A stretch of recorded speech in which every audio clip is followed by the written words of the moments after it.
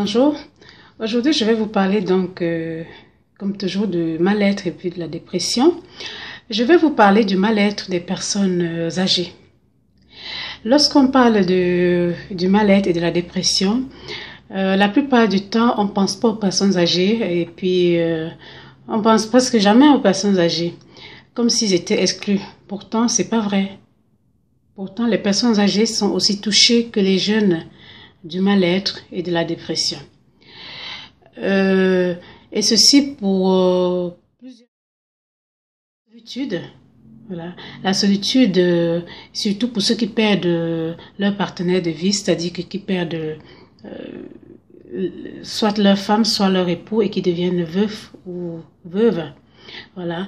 Les facteurs psychosociaux aussi, voilà, c'est-à-dire que le départ à la retraite, surtout pour les personnes âgées qui vivent en Occident et pour les personnes âgées qui vivent dans les pays comme en Afrique et tout, c'est plutôt le départ peut-être des enfants dans des pays autres, c'est-à-dire que des pays, voilà, dans d'autres pays que le pays d'origine, c'est-à-dire que la personne âgée reste peut-être seule parce que peut-être qu'il a un enfant qui a voyagé, qui est parti vivre dans un autre pays, donc du coup, elle se retrouve bien sûr entourée des autres enfants, mais c'est pas toujours ça. Mais le manque de l'enfant qui est quand même loin est toujours quand même présent, quel qu'en soit les cas. Voilà. Alors il y a aussi l'isolement, le fait d'être isolé, c'est-à-dire il y a aussi la diminution des revenus. Voilà, c'est-à-dire que certains, le fait qu'ils soient devenus âgés, étant donné qu'ils peuvent plus travailler comme avant, ont des revenus qui se voient réduits. Donc du coup, il y a cette peur parce que le train de vie n'est plus le même. Et la personne âgée, justement, se retrouve hyper tendue, stressée, et puis ça peut amener justement le mal-être parce que le revenu n'est plus le même, il est tellement diminué.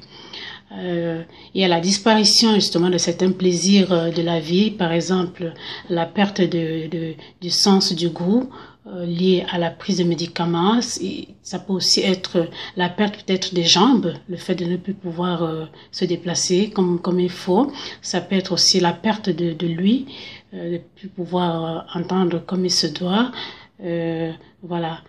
Cette dégradation, la dégradation de la vieillesse qui pour certains ça peut aussi embêter certaines personnes âgées et les amener aussi dans cet état de mal-être.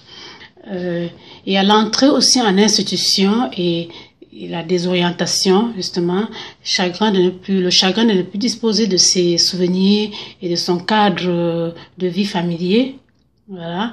Le fait de ne plus rien comprendre dans la vie d'aujourd'hui, qui change, à savoir la société des jeunes, où tout change et le langage n'est plus le même pour eux, d'où pour certains l'impression de se sentir étrangers dans leur propre société, puisque les données ne sont plus les mêmes qu'à leur époque. Et du coup, ils se sentent souvent exclus et puis vraiment étrangers dans la société. Surtout lorsqu'ils se retrouvent seuls et que la plupart de leur génération ne sont plus là, ceux avec qui ils peuvent discuter, parler de ce qui se passait à l'époque. Parfois, on verra une personne âgée qui vit dans un quartier ou bien dans un quartier ou dans un village, et puis tous les amis avec qui il était souvent de son âge sont peut-être décédés et lui se retrouve seul. Donc du coup, ceux qui sont là, c'est des gens de la génération récente, donc la discussion n'est pas la même, ils peuvent pas bien se comprendre. Donc du coup, ça aussi, ça peut entraîner ce qu'on appelle un mal-être. D'ailleurs, on voit certaines personnes âgées qui disent oh, j'en ai marre, de toute façon, j'ai plus quelqu'un avec qui discuter, ils sont tous loin, je sais pas ce que j'attends, je ferais mieux de partir aussi. Justement, pourquoi? Parce que il se retrouve seul et les personnes avec qui il avait l'habitude de discuter, d'avoir certaines discussions et tout, ne sont plus là.